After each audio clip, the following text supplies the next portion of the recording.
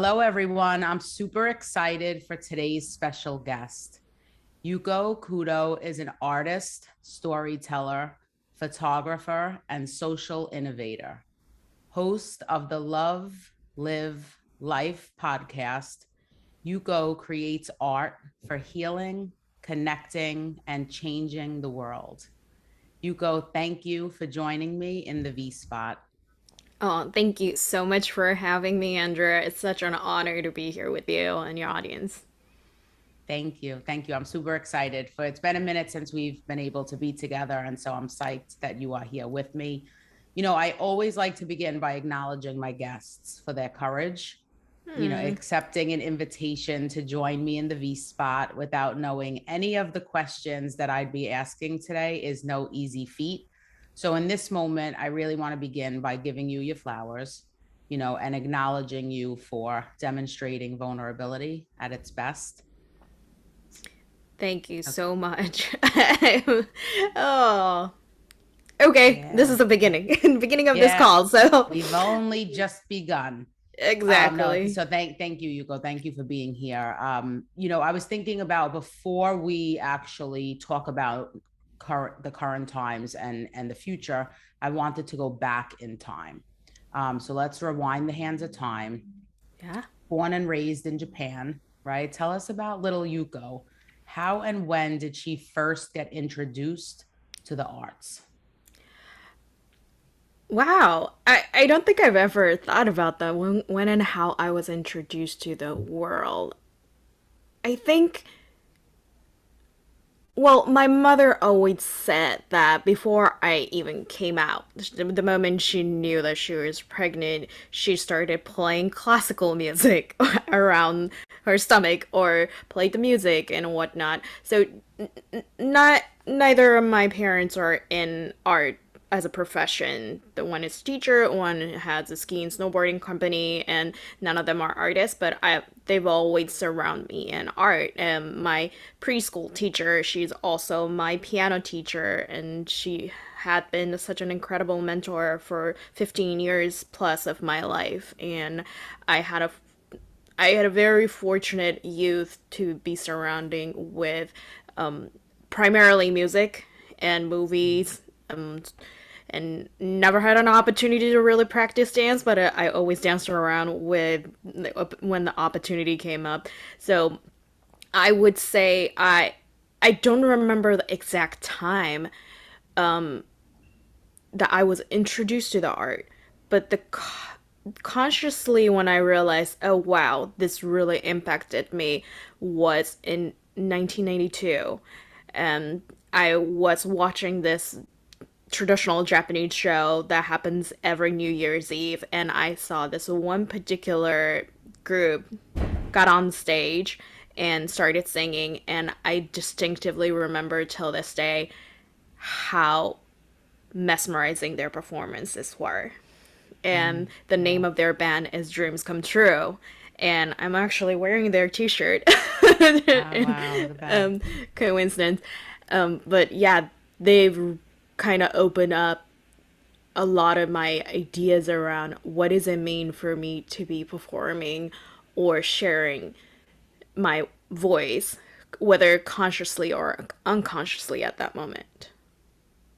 I love that. I love that. So, okay. So I hear a few things. First, you say coincidence pertaining to the t-shirt. I'm going to say not so much. It's probably, uh, Meant to it's be. probably, right. No mistakes that you are wearing that particular t-shirt, Mm-hmm. um, of the group that it's the first conscious memory of being impacted and inspired by the arts. So 1992, but it kind of goes back. What I heard in your share also was preschool, right? There's something that traces back to preschool. So, yeah, history of having art in your world. Well, you speak of, on your website, you talk about. I'm going to quote you. You say, "Art is what saved me. Art taught me to be me. Art helped me heal from my past wounds." Can you share a little bit more about that with us? Yeah, of course. Thank you for quoting me. It's always weird feeling that art As a young child, I had a lot of experience of being bullied. And because I was introduced to the piano, because I was introduced to the music so very often, I would just go into my room, play piano for hours and hours and hours at a time, not knowing how to express what I'm feeling. But I will play Beethoven, I will play Chopin, I will play Mozart, and those are all very dramatic, very extravagant music. And I think I was trying to channel or process all these energy of sadness or anger or resentment through that, which I did not know how to verbalize. And I think that was my first iteration of art, was my sanctuary basically. And growing up, as I consciously got more into the place of performing, and I started really getting into the performing art and as a performer, and once I moved to the United States in 2003 2004, and during that time, again, the lyrics of the music were something that I was able to communicate something that I didn't know how to in my own language, in my own personal life. And I had a lot of emotions come up. Oh, this character understands who I am. This narrative is exactly what I'm going through. And I had a lot I wanted to share through that music. So it was, the music was serving as a vessel for me to share something or express something that I didn't know how to in my own life. And it took a turn once I started creating my own work. And that's where the healing come from. I think up until that point it was more so of art saved me, right? Mm, And the yeah. art became a healing when I started, okay, now I want to tell my own story. What does that mean? And writing the script was such a cathartic? What's the Cathartic. cathartic? There you go. Yeah. Cathartic experience. Yeah. And I wrote it down, and it's almost like taking the words and what I thought, what was happening in the past, and put it down in the paper, organizing it, processing it, and re-putting into my heart after Mm, all the process were done. And once that is done, I am able to, or at least I was ready to start sharing that with the other folks. And I realized that during the rehearsal process, if I'm still in the emotion, if I'm still feeling it, from the place of pain rather than the narrative of this is the experience that I learned. This is something I was able to heal. This is something I want to mm, share with you. I am still having a wall between myself and the audience. Hence, I needed to do all the my process before I got on the stage and perform. And thank God for Brandon Remaker. They are incredible director who helped me go through the process. And they really taught me about focusing on the North Star through this story, through this narrative of the story and music. What do I want to share with the audience? So that's where the healing started to really come in. And it's always a new discovery depending on what I'm creating, what I'm performing, what I am going to be writing in whatever the medium that is. Each interaction teaches me something. Each interaction allow me to learn about myself and deconstruct or mm,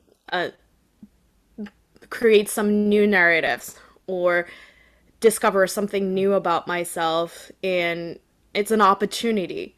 And yeah, thank you for letting me articulate this. It's always humbling to come back and being able to share that process with people. And I think it's such a beautiful thing. And once you start doing those things consciously, art really is a gift.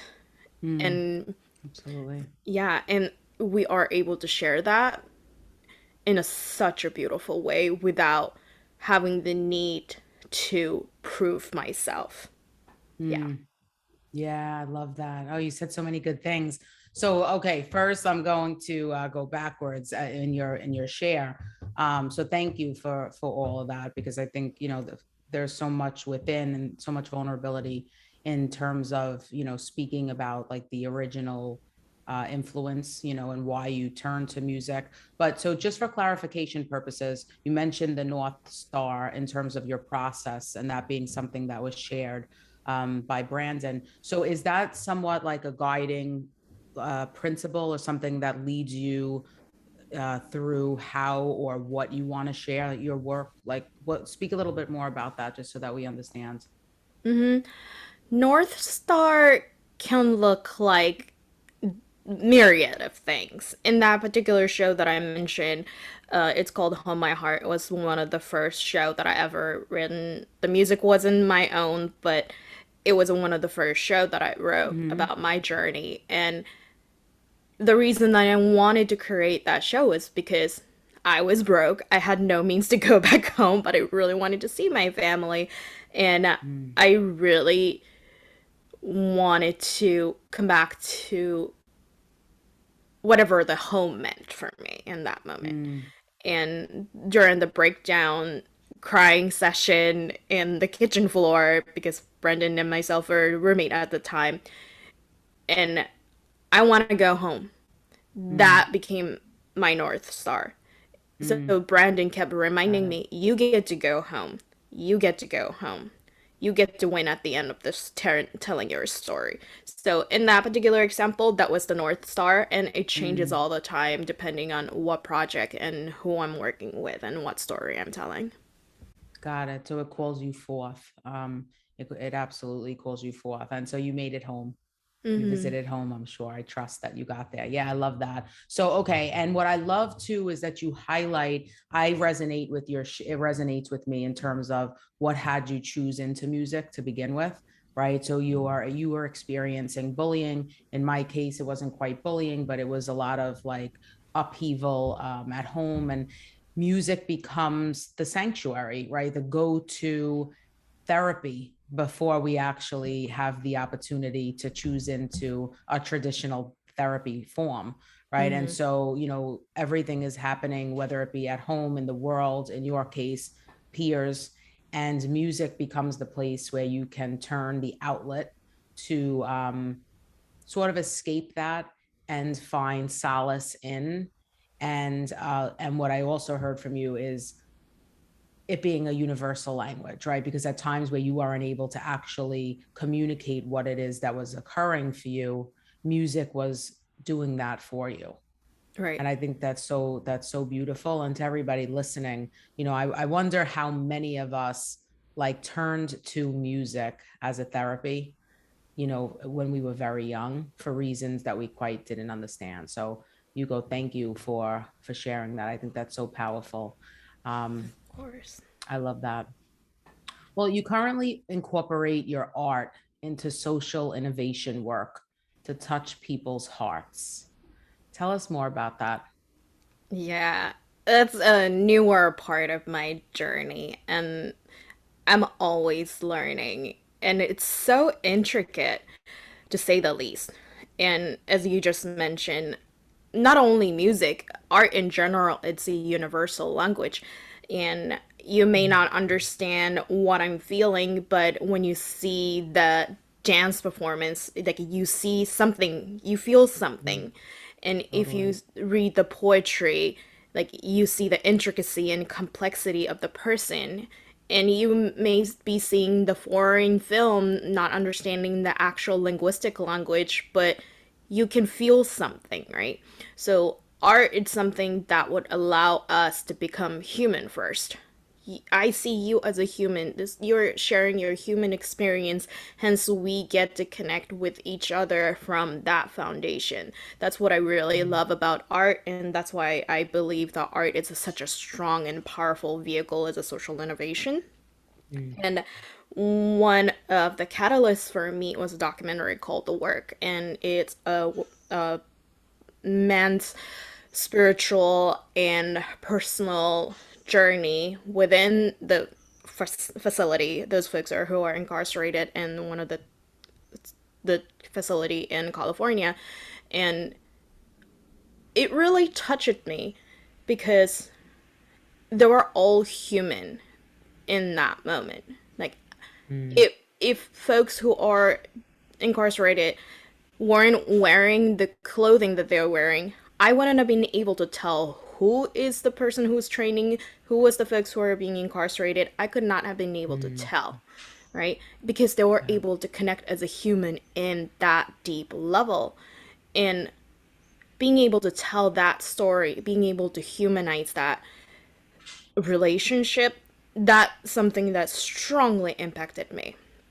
And just Mm, expanding from that experience, me being an Asian woman, and also I know that you some of you may or may not have meet me in the past, but I look like 12 on stage still. I'm 4 foot mm, 10, and it makes it somewhat unthreatening for some people. Because some of the topics that I brought in to these spaces have been like a mass incarceration, climate change, and like all this justice movement. And it could be intimidating for some folks who have never been into the conversation. So I think there is a place for me to bring these topics and make it more accessible for people, and being able to go from the place of art. Okay, I want to watch documentary with you and let's discuss this matter. I want to talk about this performance who it's based on somebody's experience in violence or this. So I think through art and through my work, things can be more accessible, things can be mm, more humanized, and I think I can bring in more crowd who might not have the entry point into these topic. And it's such a beautiful thing, and I get to really learn and understand, and especially someone who is in United States right now, but I grew up in Japan. I have a whole different understanding of what race is, how mm, politics work, how the structure work, and so I get to ask a lot of questions and understand. And a lot of researches that I do are from the movies, from the book, from the mm. photography, from the oral history, and those are all art. And Yeah. because I can see that in a bite-sized level, I can actually become curious and want to go deep dive into the study.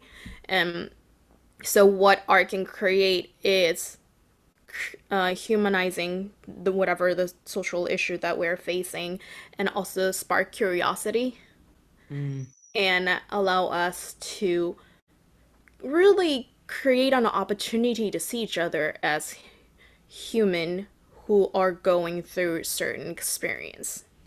And that's yeah. what I love about it. And I am a baby in this field. I'm still figuring it out, but I love doing it.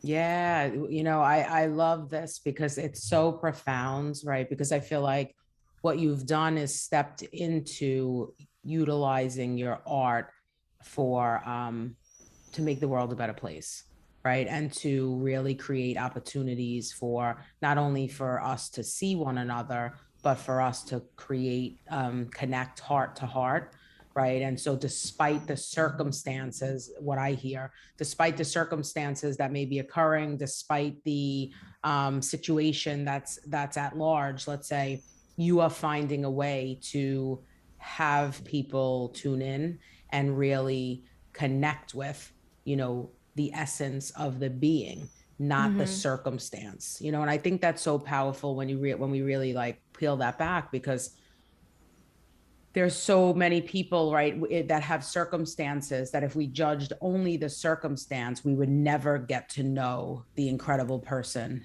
that Yep.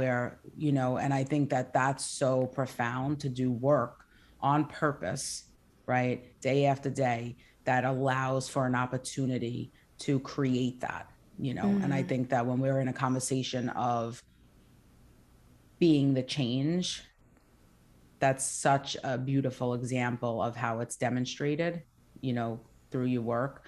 And so I absolutely love that. And so, small presence in terms of height, right, on the stage, in person, but gigantic impact, profound impact. And for anyone who doesn't know you, I think that it only takes a moment to actually experience the enormity of who you are, as a person, on this planet. So I think that that's incredible. And yes, you're saying new too, right? This is a new the social innovation is new. Although I think if for anybody who does know you, I would say I think it's safe to speak for many of us where you operate as though you've been in it for a long time, so it doesn't occur as infant, as you say, so Thank you. amazing. Yeah, amazing, amazing work.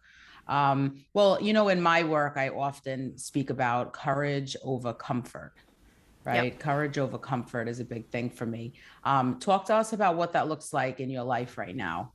How are you currently embracing courage over comfort?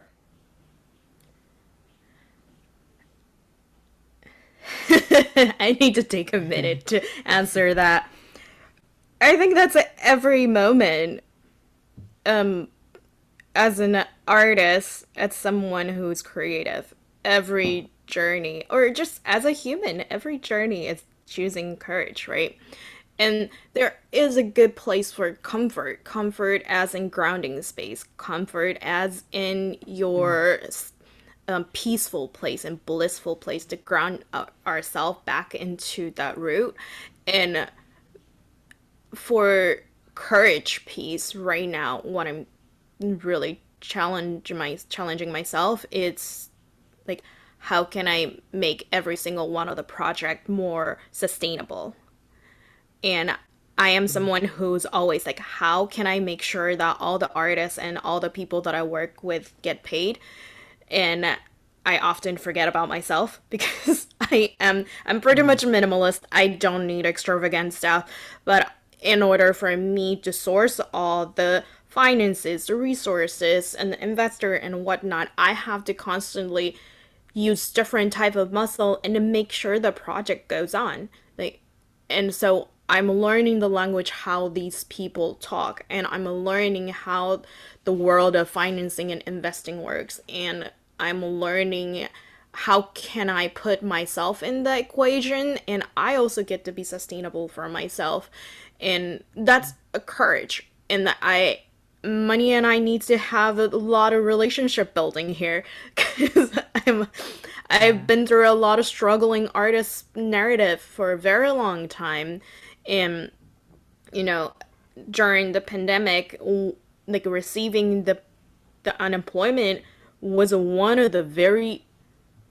first time, I would say one of the very rare time that I felt stable, like because up until that point all my life, whether I was working at a restaurant or juggling gazillion freelance work, everything was, if I do it things will happen, if I do it Mm, things will happen.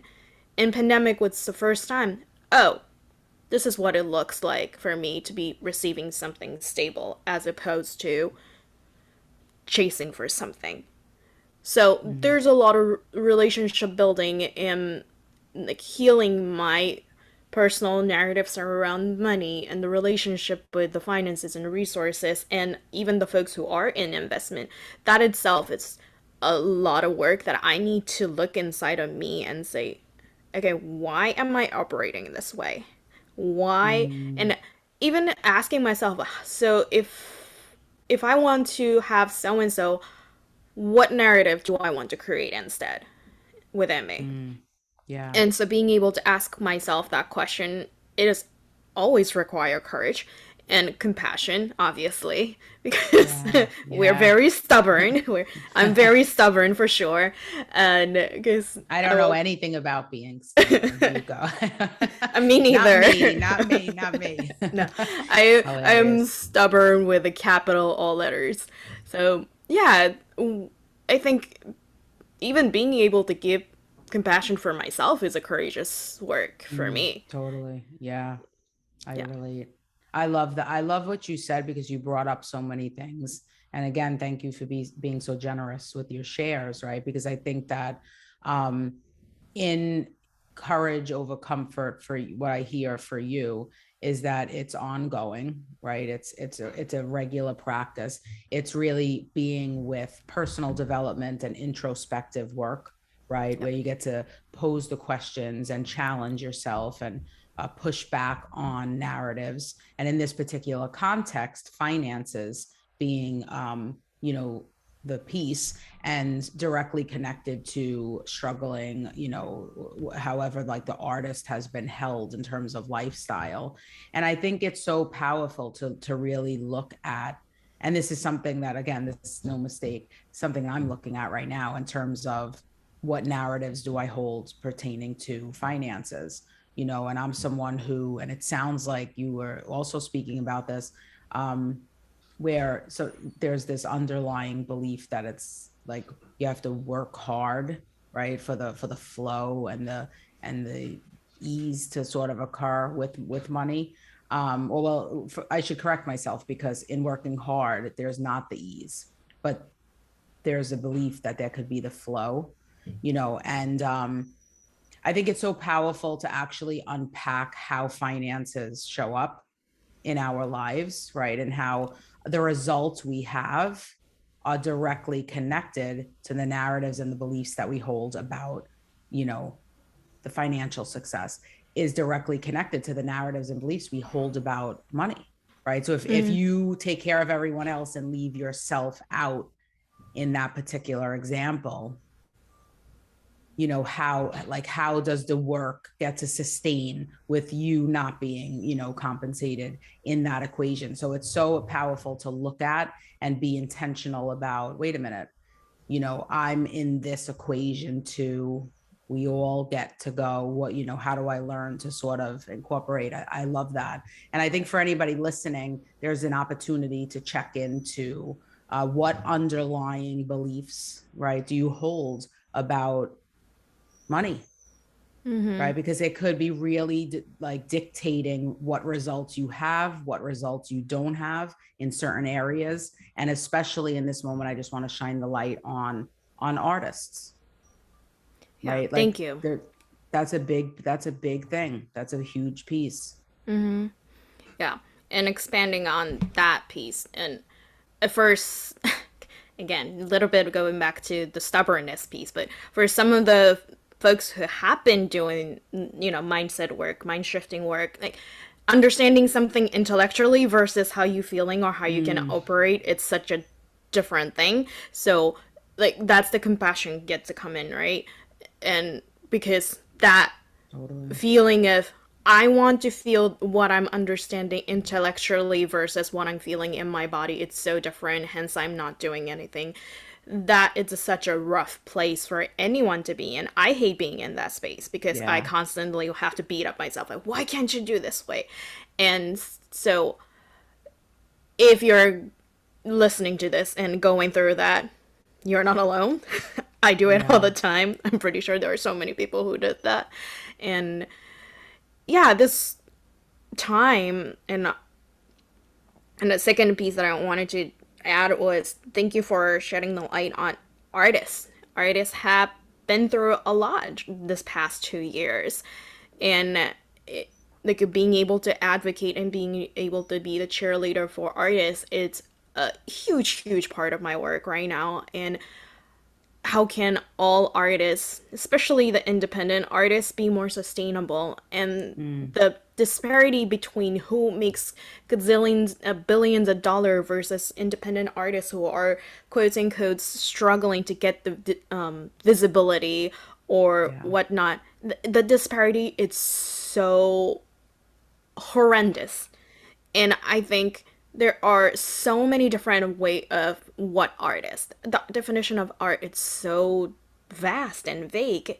And what Mm, does it mean for a person to be an artist? It's so unique to each individual. And I would love for all the people who are listening to this, and whether you consider yourself an artist or not an artist or creative or whatever, if you have anybody in your life who considers an artist, like take a time to understand what their life looks mm, like what the process of their work looks like, and what supporting their artwork looks like, because everything is so unique to each person. totally.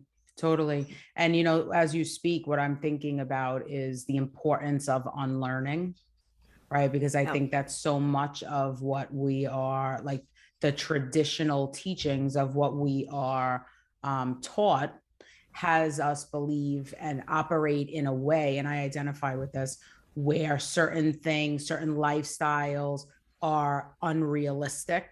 And so there's an opportunity to really look at, right? And that's where, like, when I heard you speak about like the intellectual, the logic aspect versus the emotions, there's a disconnect at times that I experience for myself too, because emotionally and like physically in my body, there'll be a creative energy that's occurring that goes against everything I learned, right, traditionally. And so there's an opportunity to really push back and challenge my, yourself. Again, all of this usually happens with the person in the mirror. Um, to to really like accept and own and be with who you are, and try to find like the merging of the intellect with the emotions, Mm, right, all in the name of. But I love what you highlight, and I want to echo it for everybody who's listening. To those of you who are, you're tuned in, for the creatives and the artists in your life, be intentional to take time and actually hone in on, why are they doing what they do? How does it impact them? What are they creating in the world? How do they like express themselves through their work?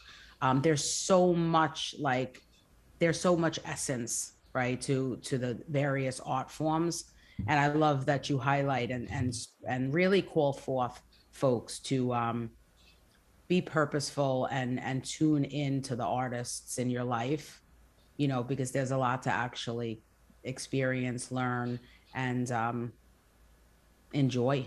Right? It's profound. So I love that you do that. You go, and I just want to highlight too that when I think of like advocacy for artists, I immediately think of you. oh, So to the artists that are listening, we know you're in good hands, right? Because as long as you goes around, there's advocacy happening in your best interest. So thank Yuko, you're you. currently, yeah, thank you for the work that you do. You're currently producing a documentary, Dear Asian Girls. Tell us about it. Tell us all about it. I'm excited. Yeah, thank you for having this, like, thank you for opening up this opportunity to talk about this film. Like, I am so grateful that you invited me to talk about this, and I am so grateful that I get to share about this. And this is something, this is a documentary called Dear Asian Girl. It follows three theater female artists. All of them are Asians, and all of them are quote unquote international background. One is from Canada, one is from Philippines, and one is Japanese American. So each of them had a dream and passion and pursued the Broadway theater, and they came to New York. So what does that life look like for them? It really come from my personal experience. It me grew up in Japan. I was fascinated by the theater, fascinated by the musical, really wanted to pursue the Broadway theater. And once I got here, I realized and learned so much about what does it mean to have a visa that's valid to work? What does it mean to Mm, be an immigrant? What does it mean to be an Asian woman? What does it mean to be an Eastern Asian woman or Japanese woman and be 4'10"? And English being the second language. Everything has a meaning in this industry, more so than any other industry. At least that's what I feel like, because that's my background is. So it was inspired during the workshop that I was taking, and I really wanted to talk about the female Asian representation in commercial theater, i.e., Broadway. mm, And there are so much more theater outside of the Broadway, so I'm specifically focusing on the Broadway theater in this particular project. But during the COVID, Broadway stage went dark, yeah. right? And even before that, this is surprising and shocking for many people. The 2018 through 19 theater season was the last full season prior to the pandemic shutdown. And 80% of the lead roles in musicals were white, 89.7% of lead roles in the play were white, right? And Mm, Asian people were about between 5 to 7%. And wow. it is it okay? And this Wow. is something that are really coming up for me is like, if we're so used to not seeing ourselves in screen or on stage, we don't even realize that oh, we don't see ourselves. When Mm, you first see someone in the stage or the screen, oh, that's an Asian person. Oh, we have that a possibility, right? mm, So I think it really wanted to talk about that lack of representation of API folks in the commercial theater. And as we talked already, the lack of infrastructure and sustainable ethical practice of the creative industry, and really highlighting on the immigrant artist. And so that's what Dear Asian Girl is about. And three of the artists, Jessica Wu, Cinderella Mayo, and Sheena Francis, these three are incredible artists. All three of them are mm. incredible artists that I love and adore and I respect so much. And Cinderella is someone who's actually in Philippines right now, so all the interview has been done via Zoom or Wow. archival Wow. footages. And one of the things that's really for theater artists in general is because they are actors, and unless they're writing their own materials, a lot of us don't have the legal right to any of our performance clips because it was written by Mm, somebody else. It was written and owned by so and so person, hence we can't share our performance clip and whatnot. wow. So, right, even though we're performing, we're active part of these shows that people love and adore, and but we have very little thing to show it to other people Mm, or get yeah.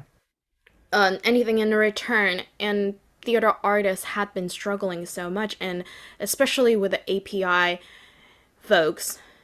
And it really spoke to me. And again, this is not coincidence that we are talking today, because today is March 15th, and tomorrow, March 16th, is a 1 year from Atlanta spa shooting. And Mm, so many Asian and Asian Pacific Islanders have been speaking up and making of this film not only to address these things, but I really wanted for the youth. I really wanted for the youth mm, to have an opportunity to see this thing that we're making and say, oh, I get to be that. Oh, yeah. I want to show up and just pursue my dreams and passion because I see these people. And Mm, it and I just watch Pixar's Turning Red. It's such a beautiful thing. And just like that, there's so much more that we get to celebrate, we get to learn, and I always get hesitant around reacting to something mm, because if we yeah. fight hate, pain, anger with the same thing, we're just gonna go butthead. There's a space for Yeah. us to express that. There is a space for us to express what painful experience we've been having, no matter who you are, no matter who we Mm, are. But in order for us to move forward, in order for us to heal and connect, as an artist, my job is to help people see what's possible that they haven't seen, mm, what's yeah. possible when we all get to connect as a human first. And it's such an humbling experience. And yeah, Dear Asian Girl, it has taught me so much about what does it mean to be honoring people's story. What does it mean for me to Wow. be listening to people's story and being able to share that narrative and connect with them and being able to share that with other folks, whether you are Asian Mm, or not. It doesn't matter yeah. because we all learn from each other. Yeah, so that Dear Asian Girl is about. That was a long-winded thing That was perfect. It was great. I that loved it. Thank you. No, thank you. There's so much to it, and I'm so excited for it. And what you just hit on, I really think about like empathy, right? Like the ability to really be able to witness the and experience the project, the documentary, and be able to learn, right? And we don't have to be in the exact shoes of to be able to extend compassion and experience love, right? And so I Mm-hmm. think that that's like primary. And when you speak about the youth, I think it's so significant because, what I hear is oftentimes young people see someone doing something, someone who looks like them, and thinks to themselves, I want to do that. Mm-hmm. Right. And so, how important and essential it is to be able to look to the theater stage and see people who look like you so that you're able to actually have that experience as a young person, whether you are four, Right. 6, 9, 12, right? Like the representation of I can see me doing that. And that often happens when the connection is made, right? So if Right. there's not the representation occurring, it doesn't work, and therefore the importance of shining the light. I'm super excited for the project, and tell us, because I know you're currently crowdfunding, so to complete filming and get the documentary shared to film festival. So how can the intentional healing and V Spot community support you in reaching your goal? Talk to us about that part too. Amazing. Oh, I am so excited that you are helping us make this film. You can the easiest way for you is search Dear Asian Girls documentary and that should pop up, or you can go to any of my website. You go is lovelivelife.com, or you can go to untappedstorytellers.com and learn about it. And we are crowdfunding through this platform called iFundWoman, and I love this platform. It really is about to support female entrepreneurs, and so you can the full URL is ifundwoman.com/projects /dear Asian girl documentary. So you can go I'll from drop it there. in. I'll drop it in the show Thank notes so that you. folks could click on it. And, you know, and the fundraising is very important. And right now we have 12 more days left, and we're finishing the Mm, crowdfunding on March 26th, which is my grandmother's 96th birthday. And wow. yeah, to honor her life and her legacy. And I Wow. wanted to really show her respect. And she's still with us on this planet. So, Amazing. yay, What's grandma. her, what's her name? Her name is Tuna, and so it sounds like fish, tuna, right? Mm, Tsuna. Tuna is her name. Suna. I love her so much, and Amazing. yeah, and crowdfunding thing is very tricky, and I always tell people there are different way. Even if you can contribute financially, if you're in the space of you can really donate, but I want to support you. We have a teaser on YouTube. Just go Dear Asian Girl teaser and it will pop up. Like it, share it, and that will help us a lot. And so Mm. I really appreciate because and good thing about this teaser is only 90 seconds, y'all. It's Ah, only there you 90 go. There you seconds. go.